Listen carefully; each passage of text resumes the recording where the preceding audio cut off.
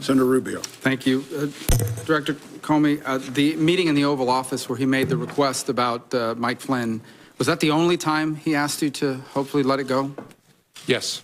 And in that meeting, as you understood it, he was asking not about the general Russia investigation. He was asking very specifically about the jeopardy that Flynn was in himself. That's how I understood it, yes, sir. And as you perceived it, while it was a request that you hoped you did away with it, you perceived it as an order, given his position, the setting, and the like, and some of the circumstances. Yes. At the time, did you say anything to the president about that is not an appropriate request, or did you tell the White House counsel that is not an appropriate request? Someone needs to go tell the president that he can't do these things? I didn't, no. Okay. Why? I don't know. I think, as I said earlier, I think the circumstances were such that I was a bit stunned and didn't have the presence of mind. And I don't know, I don't want to make you sound like I'm Captain Courageous. I don't know whether, even if I had the presence of mind, I would have said to the president, sir, that's wrong. I don't know whether I would have. Okay. But in the moment, it didn't come to my mind. What came to my mind is be careful what you say. And so I said, I agree, Flynn is a good guy. So on the cloud, we keep talking about this cloud. You perceive the cloud to be the Russian investigation in general. Yes, sir. Right? But his specific ask was that you would tell the American people what you had already told him, what you had already told the leaders of Congress, both Democrats and Republicans, that he was not personally under investigation. Yes, sir. That's in fact, he was asking you to do what you have done here today. Correct. Yes, sir. Okay. And again, at that setting, did you say to the president that it would be inappropriate for you to do so, and then talk to the White House counsel or anybody, so hopefully they would talk to him and tell him that he couldn't do this? First time I said, I'll see what we can do. Second time, I explained how it should work, that the White House counsel should contact the Deputy Attorney General.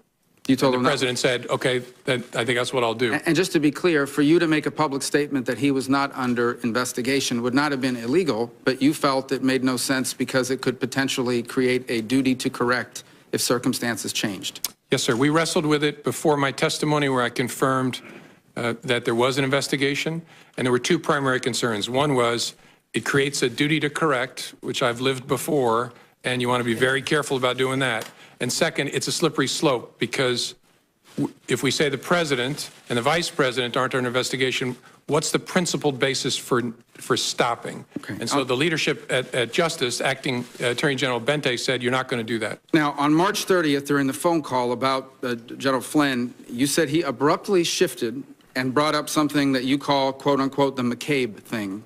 Specifically, the McCabe thing, as you understood it, was that McCabe's wife had received campaign money from what I assume means Terry McAuliffe. Yes, sir. That's very close to the Clintons. And so why had the president at any point in time expressed to you concern, opposition, potential opposition to McCabe? I don't like this guy because he got money from someone that's close to Clinton. He had asked me during previous conversations about Andy McCabe and said, in essence, how's he going to be with me as president? I was pretty rough on him on the campaign trail. He was rough on McCabe? He was rough, by his own account. He said he was rough on McCabe and Mrs. McCabe on the campaign trail. How's he going to be? And I assured the president, Andy is a total pro. No issue at all. You got to know the people of the FBI. They are not. So then the president turns to you and says, remember, I never brought up the McCabe thing because you said he was a good guy. Did you perceive that to be a statement that I took care of you? I didn't do something because you told me he was a good guy. So now, I'm asking you potentially for something in return. Is that how you perceived it? I wasn't sure what to make of it, honestly. That's possible, but it was so out of context that I didn't have a clear view of what it was. Now, on a number of occasions here, you bring up, let's talk now about the general Russia investigation, okay? In page 6 of your testimony, you say, the first thing you say is, he asked what we could do to, quote unquote, lift the cloud, the general Russia investigation, and you responded that we were investigating the matter as quickly as we could and that there would be great benefit if we didn't find anything to having done the work well. And he agreed. He re-emphasized the problems it was causing him, but he agreed. So in essence, the president agreed with your statement that it would be great if we could have an investigation, all the facts came out, and we found nothing. So he agreed that that would be ideal, but this cloud is still messing up my ability to do the rest of my agenda. Is that an accurate assessment of? Yes, sir. He actually went farther than that. He said, and if some of my satellites did something wrong, it'd be good to find that out. Well, that's the second part, and that is the satellites. He said if one of my satellites, I imagine by that he meant some of the other people surrounding his campaign did something wrong, it would be great to know that as well. Yes, sir, that's what he said. So are those the only two instances in which that sort of back and forth happened, where the president was basically saying, and I'm paraphrasing here, it's okay, do the Russia investigation. I hope it all comes out. I have nothing to do with anything Russia. It'd be great if it all came out, if people around me were doing things that were wrong.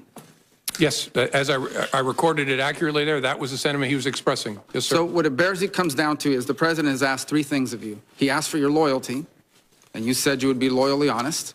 Honestly loyal. Honestly loyal. He asked you on one occasion to let the Mike Flynn thing go because he was a good guy. By the way, you're aware that he said the exact same thing in the press the next day. He's a good guy, he's been treated unfairly, et cetera, et cetera. So I imagine your FBI agents read that. I'm sure they did. The president's wishes were known to them, certainly by the next day when he had a press conference with the prime minister. But going back, the three requests were, number one, be loyal.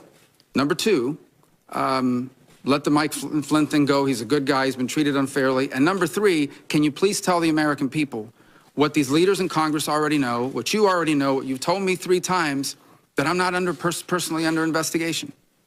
Those are the 3 things he asked. Yes, sir. You know, this investigation is full of leaks left and right. I mean, we've learned more from the newspapers sometimes than we do from our open hearings, for sure.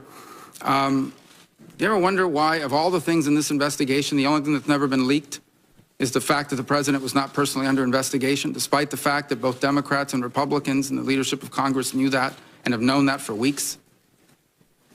I don't know. I find matters that are briefed to the Gang of 8 are pretty tightly held, in my experience.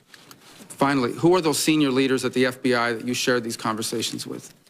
As I said in response to Senator Feinstein's question, Deputy Director, my Chief of Staff, General Counsel, the Deputy Director's Chief Counsel, and then more often than not, the number 3 person at the FBI, who's the Associate Deputy Director, and then quite often the head of the National Security Branch.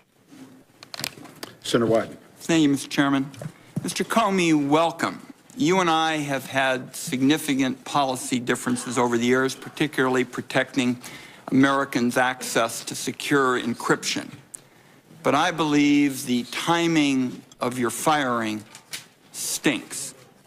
And yesterday you put on the record testimony that demonstrates why the odor of presidential abuse of power is so strong. Now to my questions. In talking to Senator Warner about this dinner that you had with the president, I believe January 27th, all in one dinner, the president raised your job prospects, he asked for your loyalty, and denied allegations against him. All took place over one supper. Now, you told Senator Warner that the president was looking to, quote, get something. Looking back, did that dinner suggest that your job might be contingent on how you handled the investigation? I don't know that I'd go that far. I got the sense my job would be contingent upon how he felt excuse me, how he felt I conducted myself and whether I demonstrated loyalty. But I don't know whether I go so far as to connect it to the investigation. You said the president was trying to create some sort of patronage relationship. In a patronage relationship, isn't the underling expected to behave in a manner consistent with the wishes of the boss? Yes. Okay. Or at least consider how what you're doing will affect the boss as a significant consideration. Let me turn to the Attorney General. In your statement, you said that you and the FBI leadership team decided not to discuss the president's actions with Attorney General Sessions, even though he had not recused himself. What was it about the Attorney General's own interactions with the Russians or his behavior with regard to the investigation that would have led the entire leadership of the FBI to make this decision? Our judgment, as I recall, was that he was very close to and inevitably going to recuse himself for a variety of reasons. We also were aware of facts that I can't discuss in an open setting that would make his continued engagement in a Russia-related investigation problematic. And so we were we were convinced, and in fact, I think we'd already heard that the career people were recommending that he recuse himself, that he was not going to be in contact with Russia-related matters much longer. And that turned out to be the case. How would you characterize Attorney General Sessions' adherence to his recusal, in particular with regard to his involvement in your firing, which the President has acknowledged was because of the Russian investigation? That's a question I can't answer. I think it's a reasonable question. If, as the President said, I was fired because of the Russia investigation, why was the Attorney General involved in that chain? I don't know. And so I don't have an answer for the question. Your testimony was that the President's request about Flynn could infect the investigation. Had the President got what he wanted and what he asked of you, what would have been the effect on the investigation? Well, we would have closed any investigation of General Flynn in connection with his statements and statements about and encounters with Russians in the late part of December. So we would have dropped an open criminal investigation. So, in effect, when you talk about infecting the enterprise, you would have dropped something major that would have spoken to the overall ability of the American people to get the facts. Correct. And as good as our people are, our judgment was we don't want them hearing that the President of the United States wants this to go away, because it might have an effect on their ability to be fair and impartial and aggressive. Now, the acting Attorney General Yates found out that Michael Flynn could be blackmailed by the Russians, and she went immediately to warn the White House. Flynn is gone, but other individuals with contacts with the Russians are still in extremely important positions of power. Should the American people have the same sense of urgency now with respect to them? I think all I can say, Senator, is the special counsel's investigation is very important. Understanding what efforts there were or are by the Russian government to influence our government is a critical part of the FBI's mission. So, and you've got the right person in Bob Mueller to lead it. So it's a very important piece of work. Vice President Pence was the head of the transition. To your knowledge, was he aware of the concerns about Michael Flynn prior to or during General Flynn's tenure as National Security Advisor? I don't. You're asking, including up to the time when Flynn was forced to resign? My understanding is that he was, and I'm trying to remember where I get that understanding from. I think from Acting Attorney General Yates.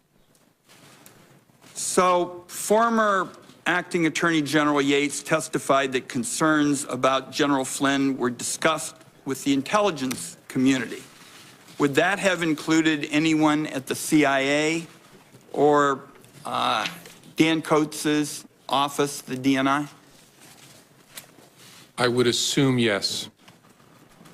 Michael Flynn resigned 4 days after Attorney General Sessions was sworn in.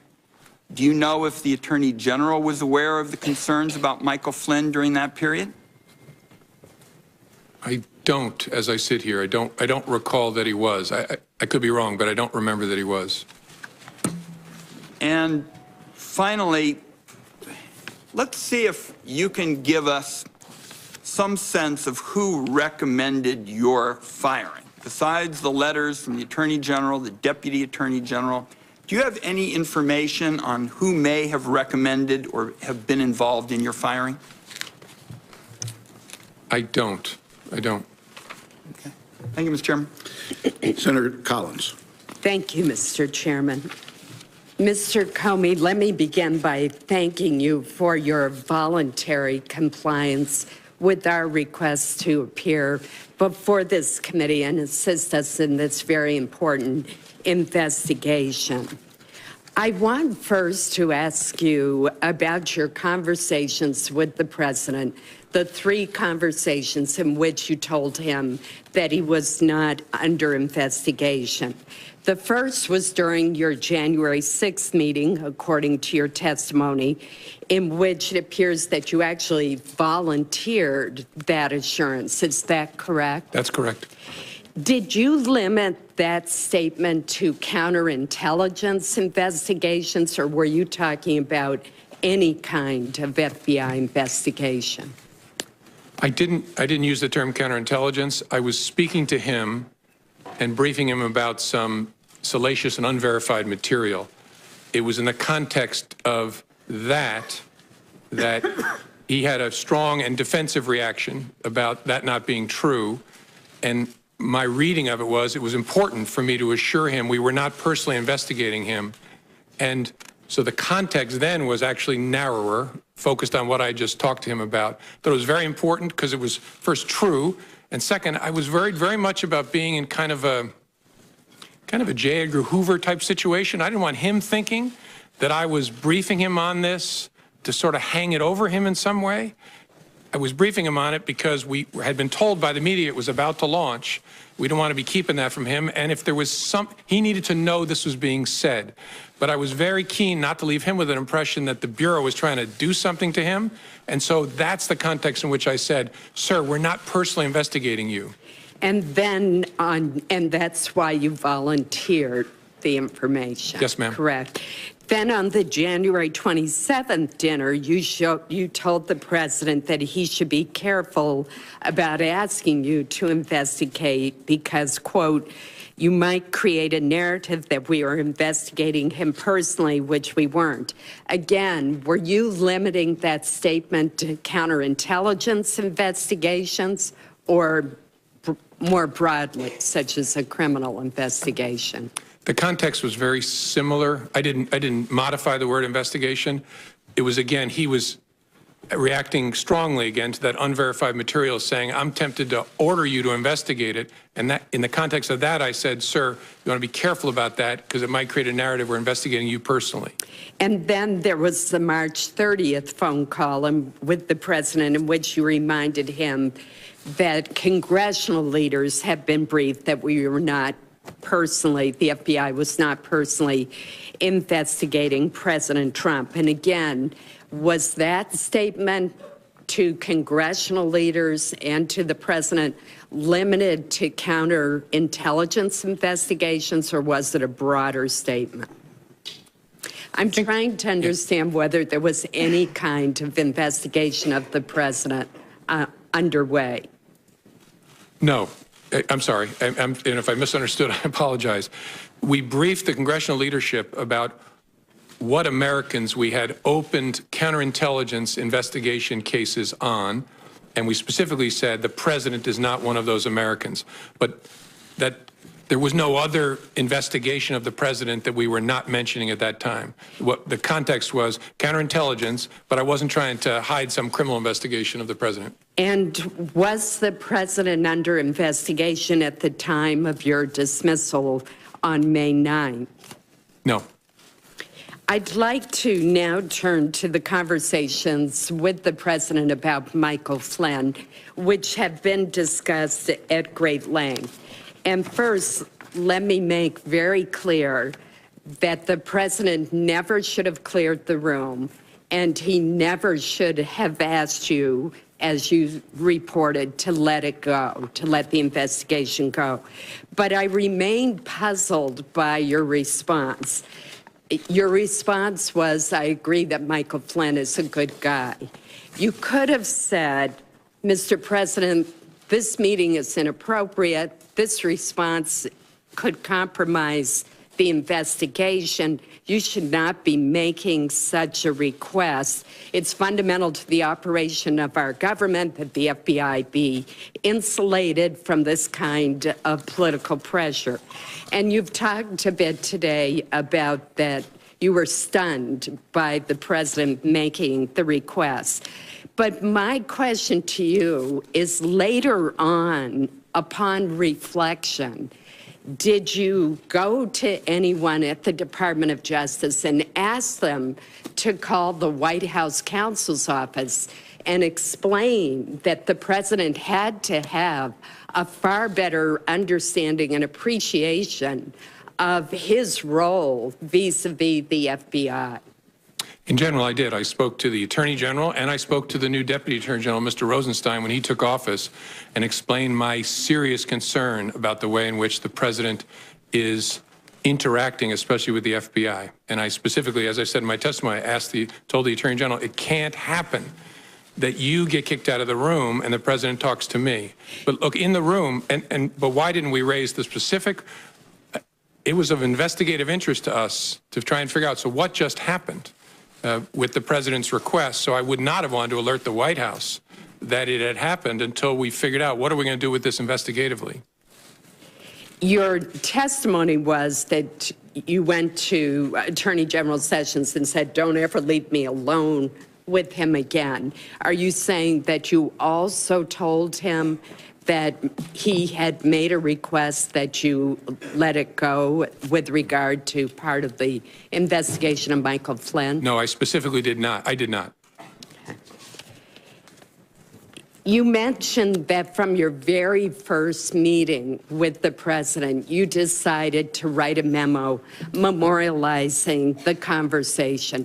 What was it about that very first meeting that made you write a memo when you had not done that with two previous presidents?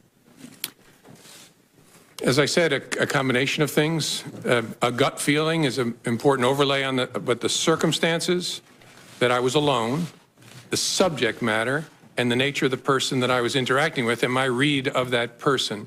And yeah, and really just a gut feel laying on top of all of that, it's going to be important to protect this organization that I make records of this. And finally, did you show copies of your memos to anyone outside of the Department of Justice? Yes. And to whom did you show copies? I asked, President tweeted on Friday after I got fired that I better hope there's not tapes. I woke up in the middle of the night on Monday night, because it didn't dawn on me originally, that there might be corroboration for our conversation. There might be a tape. And my judgment was I needed to get that out into the public square. And so I asked a friend of mine to share the content of the memo with a reporter. Didn't do it myself for a variety of reasons, but I asked him to because I thought that might prompt the appointment of a special counsel. And so I asked a close friend of mine to do it. And was that Mr. Wittes? No, no. Who was that? A good friend of mine who's a professor at Columbia Law School. Thank you. Senator Heinrich.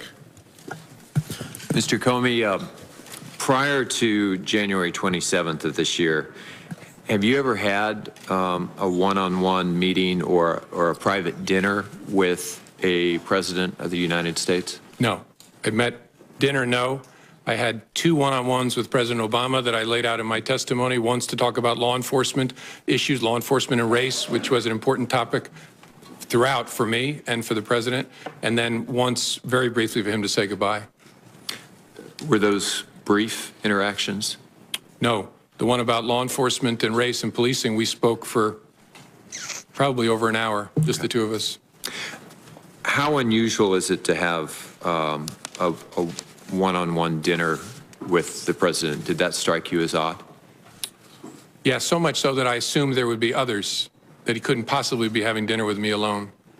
Do you have an impression that if you had found, if you had behaved differently in that dinner, and I am quite pleased that you did not, but if you had found a way to express some sort of expression of loyalty or given some suggestion that the Flynn criminal investigation might be pursued less vigorously, do you think you would have still been fired?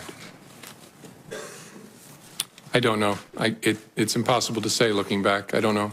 But you felt like those two things were directly relevant to your the kind of relationship that the president was seeking to establish with you?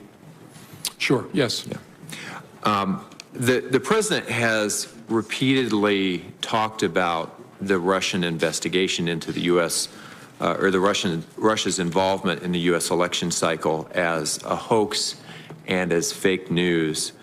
Can you talk a little bit about what you saw as FBI director, and obviously only the parts that you can share in this setting, that demonstrate how serious this action actually was and why there was an investigation in the first place? Yes, sir. There should be no fuzz on this whatsoever. The Russians interfered in our election during the 2016 cycle. They did it with purpose. They did it with sophistication. They did it with overwhelming technical efforts. And it was an active measures campaign driven from the top of that government. There is no fuzz on that. It is a high confidence judgment of the entire intelligence community. And the members of this committee have seen the intelligence. It's not a close call. That happened. That's about as unfake as you can possibly get, and is very, very serious, which is why it's so refreshing to see a bipartisan focus on that, because this is about America, not about any particular party. So that was a hostile act by the Russian government against this country? Yes, sir. Did the president, in any of those interactions that you've shared with us today, ask you what you should be doing or what our government should be doing or the intelligence community to protect America against Russian interference in our election system? I don't recall a conversation like that. Never. No. Do you find it odd? Not with President Trump. Right. I attended a fair number of meetings on that with President Obama. Do you find it odd that the president seemed unconcerned by Russia's actions in our election? I can't answer that because I don't know what other conversations he had with other advisors or other intelligence community leaders. So I just don't know sitting here. Did you have any interactions with the president that suggested he was taking that hostile action seriously? I don't remember any interactions with the president other than the initial briefing on January the 6th. I don't remember, could be wrong, but I don't remember any conversations with him at all about that. As you're very aware, it was only the two of you in the room for that dinner. You've told us that the president asked you to back off the Flynn investigation. The president told a reporter. Not in that dinner. Fair enough. Told the reporter he never did that. You've testified that the president asked for your loyalty in that dinner. The White House denies that. A lot of this comes down to who should we believe? Do you want to say anything as to why we should believe you? Probably, my mother raised me not to say things like this about myself, so I'm not gonna. I think people should look at the whole body of my testimony, because as I used to say to juries, that when I talked about a witness, you can't cherry pick it. You can't say, I like these things he said, but on this, he's a dirty, rotten liar. Right. You got to take it all together, and I've tried to be open and fair and transparent and accurate. A really significant fact to me is, so why did he kick everybody out of the Oval Office? Why would you kick the Attorney General, the President, the Chief of Staff out to talk to me if it was about something else? And so that to me, as an investigator, is a very significant fact. And as we look at testimony or as communication from both of you, we should probably be looking for consistency. Well, in looking at any witness, you look at consistency, track record, demeanor, record over time, that sort of thing. Thank you. So there are reports that the incoming Trump administration, either during the transition and or after the inauguration, attempted to set up a sort of backdoor communication channel with the Russian government using their infrastructure, their devices or facilities. What would be the risks, particularly for a transition, someone not actually in the office of the president yet, to setting up unauthorized channels with a hostile foreign government, especially if they were to evade our own American intelligence services? I'm not going to comment on whether that happened in an open setting, but the primary risk is obvious. You spare the Russians the cost and effort of having to break into our communications channels by using theirs. And so you make it a whole lot easier for them to capture all of your conversations and then to use those to the benefit of Russia against the United States. The memos that you wrote, did you write all 9 of them in a way that was designed to prevent them from needing classification? No. And On a few of the occasions I sent emails to my chief of staff or others on some of the brief phone conversations that I recall. The first one was a classified briefing. Although it wasn't in a SCIF, it was in a conference room at Trump Tower. It was a classified briefing, and so I wrote that on a classified device. The one I started typing in the car, that was a classified laptop that I started working on. Any reason in a classified environment, in a SCIF, that this committee it would not be appropriate to see those communications from, at least from your perspective as the author? No. Thank you, Mr. Chairman. Senator Blunt. Thank you, Mr. Chairman. Mr. Comey, when you were terminated at the FBI, I said and still continue to feel that you have provided years of great service to the country. I also said that I'd had significant questions over the last year about some of the decisions you made. If the president hadn't terminated your service, would you still be, in your opinion, the director of the FBI today? Yes, sir. So you took as a direction from the president something that you thought was serious and troublesome, but continued to show up for work the next day. Yes, sir. And 6 weeks later, we're telling the president on March the 30th that he was not personally the target of any investigation. Correct. On March the 30th, and I think again on April 11th as well, I told him we're not investigating him personally. That was true. Well, the point to me, the concern to me there is that all these things are going on. You now, in retrospect, or at least you now to this committee, that you had serious concerns about what the president had, you believe, directed you to do, and had taken no action, hadn't even reported up the chain of command, assuming you believe there isn't up the chain of command, that these things had happened. Do you have a sense of that, looking back, that that was a mistake? No. In fact, I think no action was the most important thing I could do to make sure there was no interference with the investigation. And on the Flynn issue specifically, I believe you said earlier that you believe the president was suggesting you drop any investigation of Flynn's account of his conversation with the Russian ambassador, which was essentially misleading the vice president and others? Correct. And I'm not going to go into the details, but whether there were false statements made to government investigators as well. Any suggestion that General Flynn had violated the Logan Act, I always find pretty incredible. The Logan Act's been on the books for over 200 years. Nobody's ever been prosecuted for violating the Logan Act. My sense would be that the discussion, not the problem, misleading investigators or the vice president might have been. That's fair. Yes, sir. And had you previously on February the 14th discussed with the president in the previous meeting anything your investigators had learned or their impressions from talking to Flynn? No, sir. So he said he's a good guy, you said he's a good guy, and that was no further action taken on that. Well, he said more than that, but there was the action was, I wrote it up, briefed our senior team, tried to figure out what to do with it, and just made a decision. We're going to hold this and then see what we make of it down the road. Yes, sir. Was it your view that not briefing up meant you really had no responsibility to report that to the Justice Department in some way? I think at some point, and I don't know what Director Mueller is going to do with it, but at some point, I was sure we were going to brief it to the team in charge of the case. But our judgment was, in the short term, doesn't make sense to, no fuzz on the fact I reported to the Attorney General. That's why I stressed he shouldn't be kicked out of the room. But it didn't make sense to report to him now. You know, you said the Attorney General said, I don't want to be in the room with him alone again, but you continued to talk to him on the phone. What is the difference in being in the room alone with him and talking to him on the phone alone? Yeah, I think what I stressed to the Attorney General is a little broader than just the room. I said, I report to you. It's very important you be between me and the White House. After that discussion with the Attorney General, did you take phone calls from the president? Yes, sir.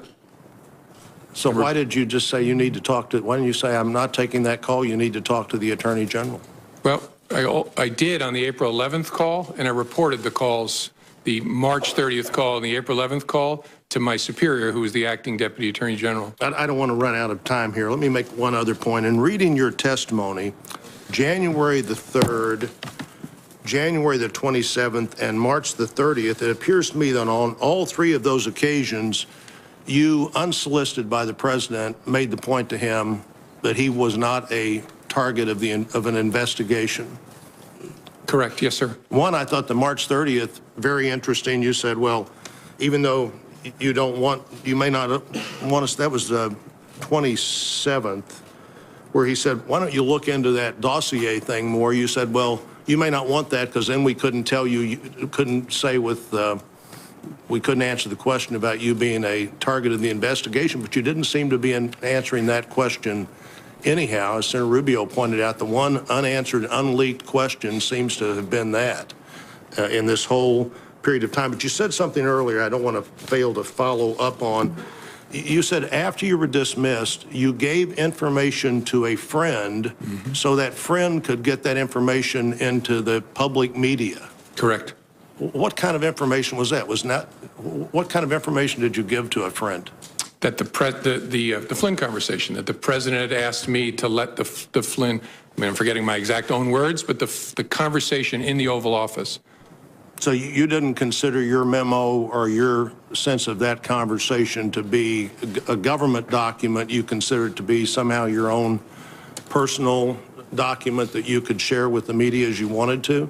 Correct. Through a friend? I understood this to be my recollection recorded of my conversation with the president. As a private citizen, I felt free to share that. I thought it very important to get it out.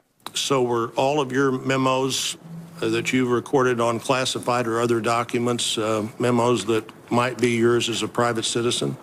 I'm sorry, I'm not following the question. Well, I think you said you'd use classified. Oh, yeah, not the classified documents. Unclassified. I don't have any of them anymore, but I gave them to the special counsel. But, yeah, my view was that the content of those unclassified, the memorialization of those conversations was my recollection recorded. So why didn't you give those to somebody yourself rather than give them through a third party? Because I was worried the media was camping at the end of my driveway at that point, and I was actually going out of town with my wife to hide, and I worried it would be like feeding seagulls at the beach if it was I who gave it to the media. So I asked my friend, make sure this gets out. It does seem to me that what you do there is create a source close to the former director of the FBI, as opposed to just taking responsibility yourself for saying, here are these records. Like everybody else, I have other things I'd like to get into, but I'm out of time. Okay. Senator King. Thank you. First, I'd like to acknowledge Senator Blumenthal and earlier Senator Nelson. I think the one principal thing you'll learn today, Senator, is that the chairs there are less comfortable than the chairs here. But I welcome you to the hearing. Mr. Comey, a broad question. Was the Russian activity in the 2016 election a one-off proposition, or is this part of a long-term strategy? Will they be back? Oh, it's a long-term practice of theirs. It stepped up a notch in a significant way in 16. They'll be back. I think that's very important for the American people to understand that this is very much a forward-looking investigation in terms of how do we understand what they did and how do we prevent it. Would you agree that that's a big part of our role here? Yes, sir, and it's not a Republican thing or a Democratic thing. It really is an American thing. They're going to come for whatever party they choose to try and work on behalf of, and they're not devoted to either, in my experience. They're just about their own advantage, and they will be back. That's my observation. I don't think Putin is a Republican or a Democrat. He's an opportunist. I think that's a fair statement. With regard to the several of these conversations, in his interview with Lester Holt on NBC, the president said, I had dinner with him. He wanted to have dinner because he wanted to stay on. Is this an accurate statement? No, sir. Did you in any way initiate that dinner? No. He called me at my desk at lunchtime and asked me, was I free for dinner that night? And called himself and said, can you come over for dinner tonight? And I said, yes, sir. He said, will 6 work? I think he said 6 first. And then he said, I was going to invite your whole family, but we'll do that next time. I wanted you to come over. And is that a good time? I said, sir, whatever works for you. And then he said, how about 6:30? And I said, whatever works for you, sir. And then I hung up and had to call my wife and break a date with her. I was supposed to take her out to dinner that night. That's one of the all-time great excuses for breaking a date. Yeah. In retrospect, I love spending time with my wife. I wish I'd been there that night. That's one question I'm not going to follow up, Mr. Comey. But in that same interview, the president said, in one case I called him and in one case he called me. Is that an accurate statement? No. Did you ever call the president? No. I might. The only reason I'm hesitating is I think there was at least one conversation where I was asked to call the White House switchboard to be connected to him, but I never initiated a communication with the president. And in his press conference on May 18th, the president was asked whether he had urged you to shut down the investigation into Michael Flynn. The president responded, quote, no, no. Next question. Is that an accurate statement? I don't believe it is. Thank you. With regard to the question of him being personally under investigation, does that mean that the dossier is not being reviewed or investigated or followed up on in any way? I obviously can't comment either way. I can't talk in an open setting about the investigation as it was when I was the head of the FBI, and obviously it's Director Bob Mueller's responsibility now, so I don't know. So clearly your statements to the president back in these various times when you assured him he wasn't under investigation were as of that moment. That correct, is it not? Correct. Now, on the Flynn investigation, is it not true that Mr. Flynn was and is a central figure in this entire investigation of the relationship between the Trump campaign and the Russians? I can't answer that in an open setting, sir. Certainly Mr. Flynn was part of the so-called Russian investigation. Can you answer that question? I have to give you the same answer. All right. We'll be having a closed session shortly, so we will follow up on that. In terms of his comments to you about, I think you were in response to Mr. Risch, Senator Risch, he said, I hope you will hold back on that. But when a president of the United States in the Oval Office says something like I hope or I suggest or would you, do you take that as a directive? Yes. Yes, it rings in my ear as kind of, will no one rid me of this meddlesome priest? I was just going to quote that in 1170, December 29, Henry II said, who will rid me of this meddlesome priest? And then the next day he was killed. Thomas à Becket. That's exactly the same situation. We're thinking along the same lines. Several other questions, and these are a little bit more detailed. What do you know about the Russian bank VEB? Nothing that I can talk about in an open setting. Well, I know that takes care of my next three questions. I know it exists. Yes, sir. You know it exists. What is the relationship of the ambassador from Russia to the United States, to the Russian intelligence infrastructure? Well, he's a diplomat who is the chief of mission at the Russian embassy, which employs a robust cohort of intelligence officers. And so surely he's witting of their very, very aggressive intelligence operations, at least some of it in the United States. I don't consider him to be an intelligence officer himself. He's a diplomat. Did the FBI ever brief the Trump administration about the advisability of interacting directly with Ambassador Kislyak? I think all I can say sitting here is there were a variety of defensive briefings given to the incoming administration about the counterintelligence risk. Back to Mr. Flynn, would closing out the Flynn investigation have impeded the overall Russian investigation? No. Well, unlikely, except to the extent there's always a possibility if you have a criminal case against someone and you bring it and squeeze them, you flip them, and they give you information about something else. But I saw the two as touching each other, but separate. With regard to your memos, isn't it true that in a court case, when you're weighing evidence, contemporaneous memos and contemporaneous statements to third parties are considered probative in terms of the validity of testimony? Yes. Thank you. Thank you, Mr. Chairman. Senator Cotton. Oh, excuse me, Senator Langford. Well, Director Comey, good to see you again. You too. We've had multiple opportunities to be able to visit, as everyone on this dais has, and I appreciate you and your service and what you have done for the nation for a long time, what you've continued to do. I've told you before, in the heat of last year, when we had the opportunity to visit personally, that I pray for you and for your family, because you do carry a tremendous amount of stress, and that is still true today. Thank you. Let me walk through a couple things with you. Your notes are obviously exceptionally important because they give a very rapid account of what you wrote down and what you perceived happened in those different meetings. Have you had the opportunity to be able to reference those notes when you were preparing the written statement that you put for us today? Yes. Yes. I think nearly all of my written recordings of my conversations, I had a chance to review them before filing my statement. Do you have a copy of any of those notes personally? I don't. I turned them over to Bob Mueller's investigators. The individual that you told about your memos that then was sent on to the New York Times, did they have a copy of those memos, or were they told orally of those memos? Had a copy. I had a copy at the time. Do they still have a copy of those memos? It's a good question. I think so. I guess I can't say for sure sitting here, but I guess I don't know, but I think so. So the question is, could you ask them to hand that copy right back to you so you could hand them over to this committee? Potentially. I would like to move that from potential to see if we can ask that question so we can have a copy of those. Obviously, those notes are exceptionally important to us to be able to go through the process so we can continue to get to the facts as we see it. As you know, the written documents are exceptionally important. Yeah. Are there other documents that we need to be aware of that you used in your preparation for your written statement that we should also have that would assist us in helping with this? Not that I'm aware of, no. Past the February the 14th meeting, which is a very important meeting, obviously, as we discuss the conversations here about Michael Flynn.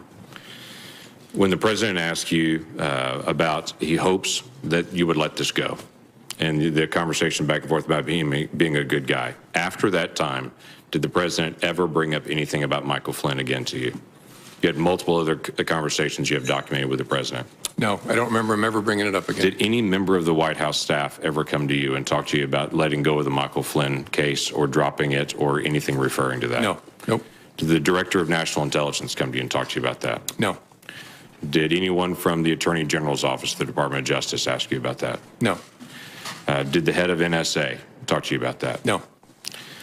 The key aspect here is if this seems to be something the president's trying to get you to drop it, this seems like a pretty light touch to drop it, to bring it up at that moment, the day after he had just fired Flynn, to come back in and say, I hope we can let this go, but then it never reappears again. Did it slow down your investigation or any investigation that may or may not be occurring with Michael Flynn? No, although I don't know there are any manifestations, outward manifestations of the investigation between February 14th and when I was fired. So I don't know that the president would have any way of knowing whether it was effective or not. Okay, that's fair enough. If the president wanted to stop an investigation, how would he do that? Knowing it's an ongoing criminal investigation or counterintelligence investigation, would that be a matter of trying to go to you perceive, and to say you make it stop because he doesn't have the authority to stop? Or how would the president make an ongoing investigation stop?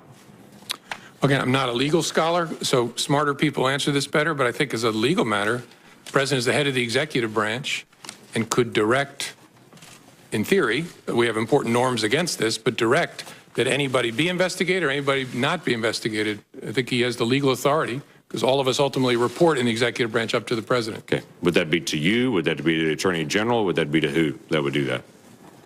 I suppose you could do it to, if you want to issue a direct order, could do it in any way. Could do it through the Attorney General or issue it directly to me. Well, is there any question that the president is not real fond of this investigation? I can think of multiple 140-word character expressions that he's done publicly to express he's not fond of the investigations. I've heard you share before in this conversation that you're trying to keep the agents that are working on it away from any comment the president might have made.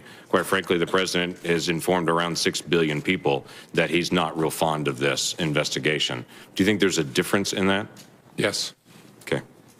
I think there's a big difference in kicking superior officers out of the Oval Office, looking the FBI director in the eye and saying, I hope you let this go. I think if our if the agents, as good as they are, heard the President of the United States did that, That's you. there's a real risk of a chilling effect on their work.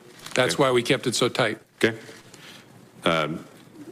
You had mentioned before about some news stories and news accounts. Without having to go into all the names and the specific times and to be able to dip into all that, have there been news accounts about the Russia investigation, about collusion, about this whole event, or accusations that, as you read the story, you were stunned about how wrong they got the facts? Yes, there have been many, many stories purportedly based on classified information about, well, about lots of stuff, but especially about Russia, that are just dead wrong. I was interested in your comment that you made as well, that the president said to you, if there were some satellite associates of his that did something wrong, it would be good to find that out. That the president seemed to talk to you specifically on March the 30th and say, I'm frustrated that the word is not getting out that I'm not under investigation, but if there are people that are in my circle that are, let's finish the investigation. Is that how you took it as well? Yes, sir. Yes. And then you made a comment earlier about the Attorney General, previous Attorney General, asking you about the investigation on the Clinton emails, saying that you've been asked not to call it an investigation anymore, but to call it a matter. And you had said that confused you. Can you give us additional details on that? Well, it concerned me because we were at the point where we had refused to confirm the existence, as we typically do, of an investigation for months. And it was getting to a place where that looked silly because the campaigns were talking about interacting with the FBI in the course of our work. The Clinton campaign at the time was using all kinds of euphemisms, security review, matters, things like that for what was going on. We were getting to a place where the Attorney General and I were both going to have to testify and talk publicly about it. And I wanted to know, was she going to authorize us to confirm we had an investigation? And she said, yes, but don't call it that, call it a matter. And I said, why would I do that? And she said, just call it a matter. And again, you look back in hindsight, you think, should I have resisted harder? I just said, all right, this isn't a hill worth dying on. And so I just said, okay, the press is going to completely ignore it. And that's what happened. When I said, we have opened a matter, they all reported the FBI has an investigation open. And so that concerned me because that language tracked the way the campaign was talking about the FBI's work, and that's concerning. It gave the impression that the campaign was somehow using the same language as the FBI because you were handed the campaign language and told to be able to use the campaign. And again, I don't know whether it was intentional or not, but it gave the impression that the Attorney General was looking to align the way we talked about our work with the way a political campaign was describing the same activity, which was inaccurate. We had a criminal investigation open. As I've said before, the Federal Bureau of Investigation. We had an investigation open at the time, and so that gave me a queasy feeling. Thank you. Senator Manchin. Thank you, Mr. Chairman. Thank you, Mr. Comey. I appreciate very much you being here. West Virginians are very interested in this hearing that we're having today. I've had over 600 requests for questions to ask you from my fellow West Virginians, and most of them have been asked. And there's quite a few of them that were quite detailed while asking our classified hearing. I want to thank you, first of all, for coming and agreeing to be here, volunteering, but also volunteering to stay into the classified hearing. I don't know if you had a chance to watch our hearing yesterday. I watched part of it, yes, sir. And it was quite troubling. My colleagues here had some very pointed questions they wanted answers to. They weren't classified. They could have answered in this open setting. They refused to do so. So that even makes us much more appreciative of your cooperation. Sir, the seriousness of the Russian aggressions in our past elections, and knowing that it'll be ongoing, as Senator King had alluded to, what's your concerns there? I mean, what should the American public understand? People said, well, why are we worried about this? Why make such a big deal out of this Russian investigation? Can you tell me what your thoughts would be? Sir. And then the final thing is on this same topic. Did the president ever show any concern or interest or curiosity about what the Russians were doing? Thank you, Senator. As I said earlier, I don't remember any conversations with the president about the Russia election interference. Did he ever ask you any questions concerning this? Well, there was an initial briefing of our findings, and I think there was conversation there. I don't remember it exactly, where he asked questions about what we had found and what our sources were and what our confidence level was. But after that, I don't remember anything. The reason this is such a big deal is we have this big, messy, wonderful country where we fight with each other all the time, but nobody tells us what to think, what to fight about, what to vote for, except other Americans. And that's wonderful and often painful. But we're talking about a foreign government that, using technical intrusion and lots of other methods, tried to shape the way we think, we vote, we act. That is a big deal. And people need to recognize it. It's not about Republicans or Democrats. They're coming after America, which I hope we all love equally. They want to undermine our credibility in the face of the world. They think that this great experiment of ours is a threat to them, and so they're going to try to run it down and dirty it up as much as possible. That's what this is about, and they will be back because we remain, as difficult as we can be with each other, we remain that shining city on the hill, and they don't like it. So this is extremely important. It's extremely dangerous what we're dealing with, and it's needed, is what you're saying. Yes, sir. Do you believe there were any tapes or recordings of your conversations with the president? It never occurred to me till the president's tweet. I'm not being facetious. I hope there are, and I'll consent to the release of. So both of you are in the same findings here. You both hope there's tapes and recordings. Well, all I can do is hope. The president surely knows whether he taped me, and if he did, my feelings aren't hurt. Release all the tapes. I'm good with it. Gotcha. Sir, do you believe that Robert Mueller, our new special investigator on Russia, will be thorough and complete without political intervention? And would you be confident on these findings and recommendations? Yes, Bob Mueller is one of the finest people and public servants this country has ever produced. He will do it well. He is a dogged, tough person, and you can have high confidence that when it's done, he's turned over all the rocks. You've been asked a wide variety of questions today, and then we're going to be hearing more, I'm sure, in our classified hearing. Something I often ask folks when they come here, what details of this saga should we be focusing on, and what would you recommend us do differently? Or to adjust our perspective on this? I don't know. One of the reasons that I'm pleased to be here is I think this committee has shown the American people, although we have two parties and we disagree about important things, we can work together when it involves the core interests of the country. So I would hope you'll just keep doing what you're doing. It's good in and of itself, but it's also a model, especially for kids, that we are a functioning adult democracy. And you also mentioned you had, I think, six meetings, 3 times in person, 6 on the phone, 9 times in conversation with the president. Did he ever, at that time, allude that you were not performing adequately? Ever indicate that at all? Oh, no. In fact, the contrary, quite often. Yeah, he called me one day. I was about to get on a helicopter. The head of the DEA was waiting in the helicopter for me, and he just called to check in and tell me I was doing an awesome job and wanted to see how I was doing. And I said, I'm doing fine, sir. And then I finished the call and got on the helicopter. Mr. Comey, do you believe you would have been fired if Hillary Clinton had become president? That's a great question. I don't know. Yeah, I don't know. You have any thoughts about it? No, I might have been. I don't know. Look, I've said before, that was an extraordinarily difficult and painful time. I think I did what I had to do. I knew it was going to be very bad for me personally, and the consequence of that might have been, if Hillary Clinton was elected, I might have been terminated. I don't know. I really don't. My final question will be, after February 14th meeting in the Oval Office, you mentioned that you asked Attorney General Sessions to ensure that you were never left alone with the president. Did you ever consider why Attorney General Sessions was not asked to stay in the room?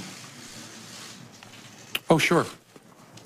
I did, and have. And in that moment, I knew. You ever talked to him about it? No. You never had a discussion with Jeff Sessions on this? No, not at all. On any of your meetings? No. Did he inquire? Did he show any inquiry whatsoever? What was that meeting about? No. Oh, you're right. I did say to him, I'd forgotten this, when I talked to him and said, you have to be between me and the president, and that's incredibly important, and I forget my exact words, I passed along the president's message about the importance of aggressively pursuing leaks of classified information, which is a goal I share. And I passed that along to the Attorney General. I think it was the next morning in a meeting, but I did not tell him about the Flynn part. Do you believe this will rise to the obstruction of justice? I don't know. That's Bob Mueller's job to sort that out. Thank you, sir.